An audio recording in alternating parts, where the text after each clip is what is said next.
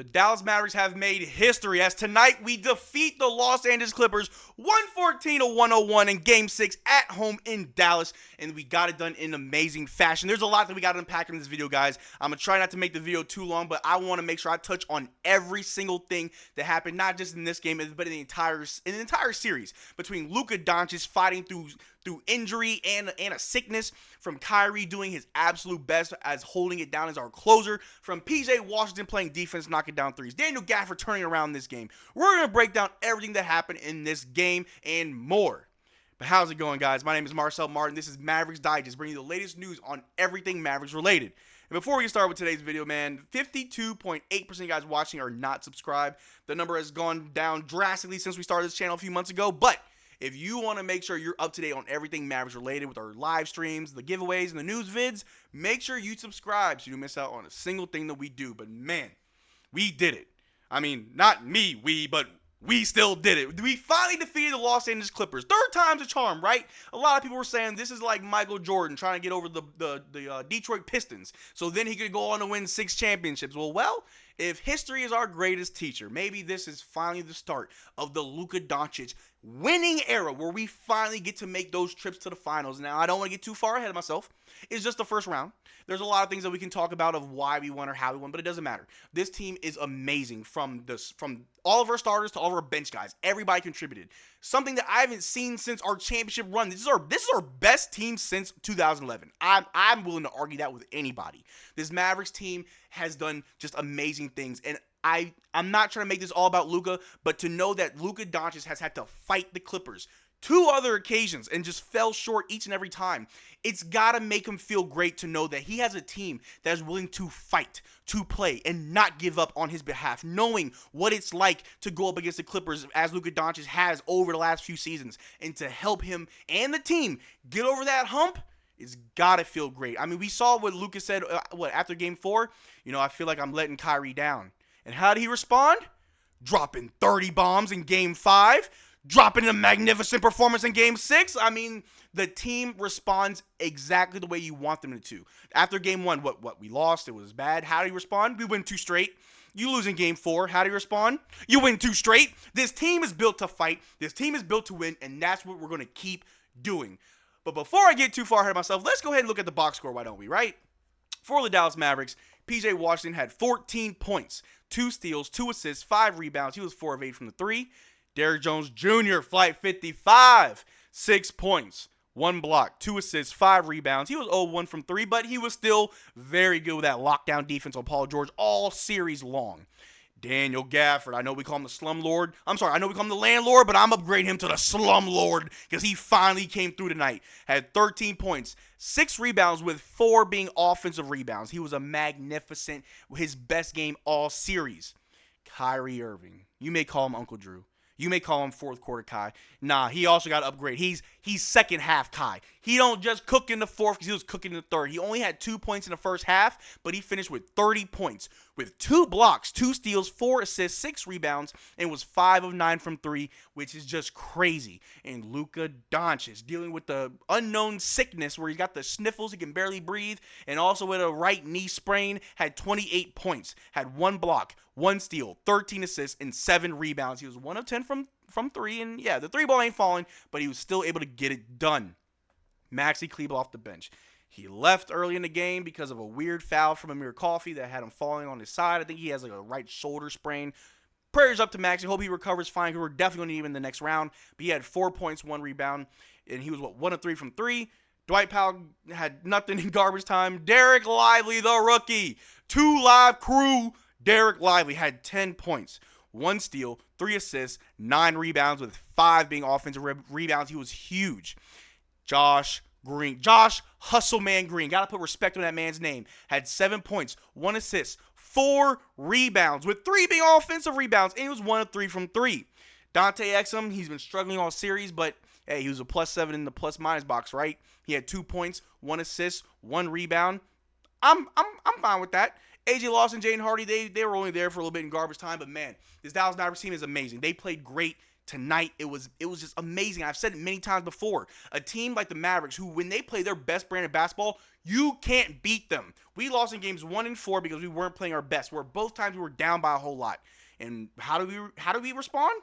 We came back with 2 wins each and every time. This team knows, and they know that they have the tools and the personnel to win games. If there's a problem, okay, fix it.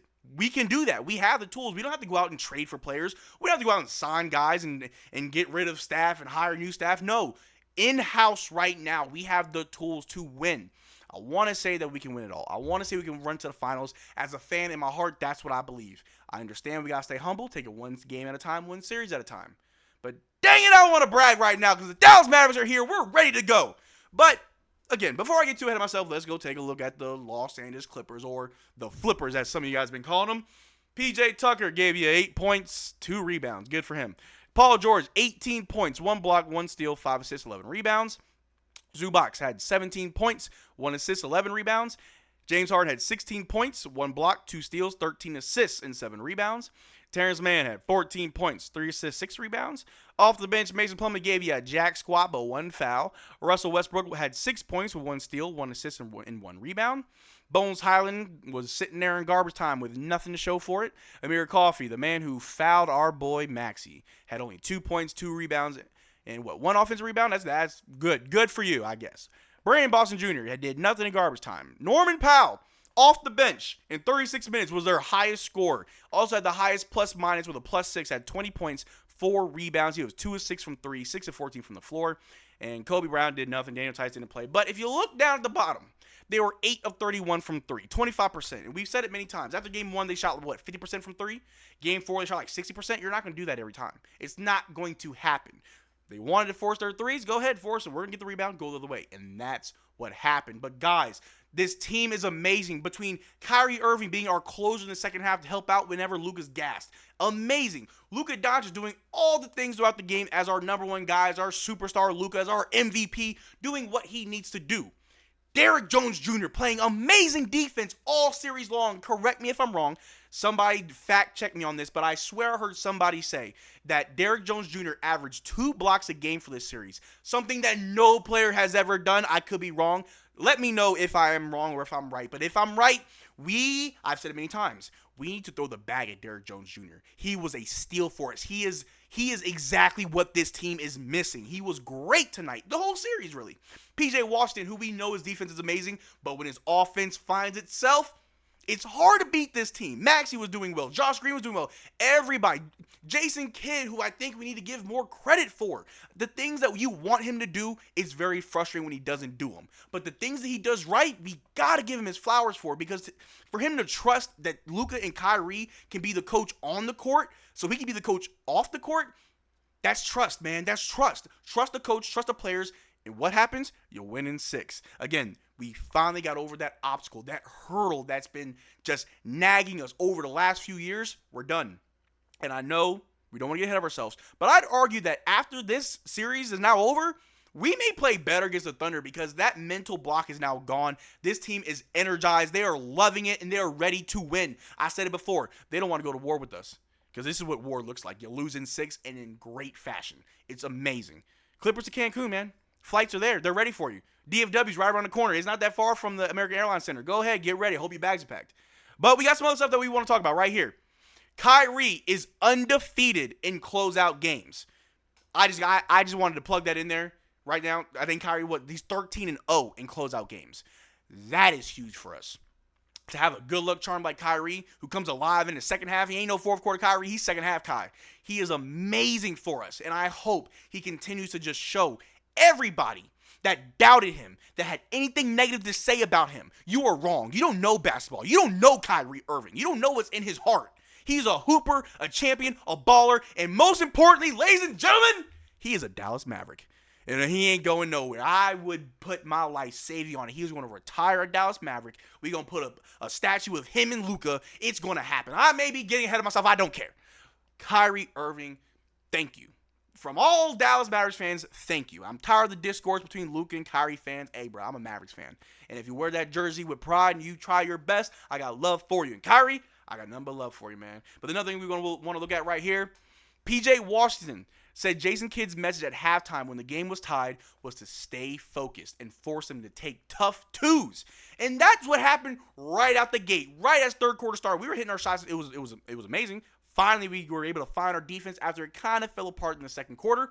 But man, our defense was locked down. We scored 35 points in third. They only scored 20, which was their lowest in the entire game. The defense speaks for itself. Our team can make those adjustments on the fly. We don't have to wait for the next game to make those adjustments. We don't have to wait till offseason to find a player to make those adjustments. We do that in real time. Again, props to Jason Kidd. And props to the team for being able to execute what the coach wants them to do. Come on. And the last thing we're going to talk about before we get to our segment, this right here. Luka Doncic on teammates like Derrick Jones Jr., Daniel Gafford, and PJ Washington step up, saying, they have stepped up the whole series and the whole season. They never complain about anything. They just hoop and play hard, which is amazing. And again, like I said earlier, I know this is about the team. It was a team win, but we know how much this means to Luka after what's happened in his career against the Clippers. How this is his villain. This is his villain. If he's a hero, these are his villains, right? As a Justice League, trying to beat them, right? He's trying every time he matches up with them. It's personal for him. And it's got to feel good knowing that he's got guys that are not going to give up. They're not going to quit. They're going to go out there, do all the dirty work, get down, play defense, get open looks, take good shots. It's amazing. And as Mavericks fans, you love to watch it because that's what you want from your team. And I feel like as a Mavericks fan, we have been depraved of this for too long. Too long are we living our lives with a mediocre team. The Luka Doncic era is something to behold and is beautiful. And let me just rephrase that. Not just the Luka Doncic era. It's the Lukai era. Because Kai is part of this era too, ladies and gentlemen. He is doing just as much as Luka to help us win games. We got to give them both credit. But credit to all the supporting cast, all the role players that know their roles. And they play it well. But before we end this video, let me go right into our segment, guys. The good, the bad, and the ugly. And man, the good, I'm going to give it to the entire Dallas Mavericks organization. From our owners all the way to the people that work the concession stands. If you are employed by the Dallas Mavericks in any way, shape, or form, thank you. I give you my thanks. This team is amazing. We fought hard. We never gave up. We made those adjustments. We took good shots. We made good shots. We played excellent defense. It was a test. I think this first round was a test for us. This is your matchup. This is a team that's beaten you twice already. How do you respond? In fashion, we won in 6. And arguably, you could argue we could have swept or won in 5 because those 2 losses were very sloppy. Could have made the right adjustments earlier, but it doesn't matter. Woulda, coulda, shoulda. It's in the past. All that matters now is that we won. And that's the good. The Dallas Mavericks, they're amazing. The bad, I'll just throw it up and give it to the refs, man, because there was a weird call where James Harden was taking a shot. And I swear, Derrick Jones Jr.'s hand was like right here on his elbow. If you were watching the game, you saw it. And we challenged it. They still called a foul on Derrick Jones Jr. That's ugly. These refs, it felt like the refs really wanted a Game 7 with some of those ticky-tacky calls after we were playing physical defense the entire series. The refs were bad, but in spite of that, we still won. And the ugly, man, where's that box score at? Let me look at this. What does that say at the top left? Los Angeles Clippers? Yeah, that's pretty ugly. That's pretty ugly right there. The whole Los Angeles Clippers team was ugly. Russell Westbrook is washed up. You need to retire. Paul George, you don't have an extension. You better go find a new team to go to. We don't want you here in Dallas unless you want to take a veteran minimum. I mean, I ain't gonna tell you no. But Paul George, he ain't gonna be there next year. I can promise you that. James Harden, you are still a foul merchant fraud. You're ugly. Bye.